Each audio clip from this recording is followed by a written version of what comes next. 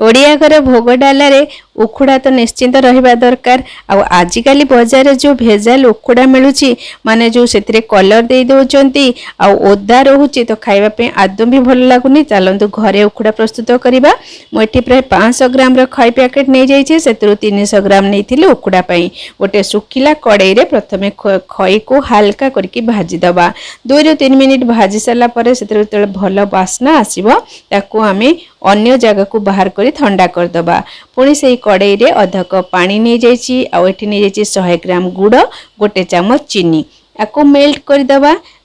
आमे से पर्यंत मेल्ट करवा जमी मोटा ही आसो बास ताकू मेल्ट करिकी एमती देखंतु टिके हाथ रे अठा अठा लगुव छाड़ीदबा।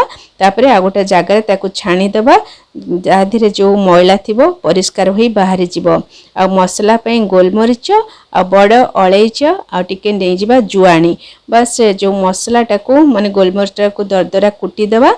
कड़ई रे घी देकी पुणी एठी 200 ग्राम गुड़ नहीं जाइए आ गुड़ टी मेल्ट करवा।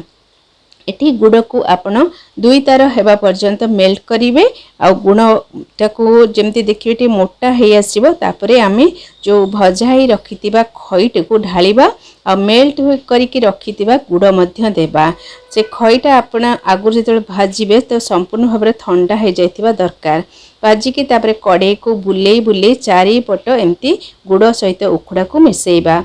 जो मेल्ट गुड़टी देले उखुड़ा एकदम बिंडा बांधबनी गोटा गोटा झरझरा होकर रहिबो। आ जते मसला रहितला सब देदबा। बास ठंडा हो गले गोटे टाइट कंटेनर रे भर्ती करिकी रखिदबा। आमर पूजा पई वर्तमान उखुड़ा प्रस्तुत हो गला।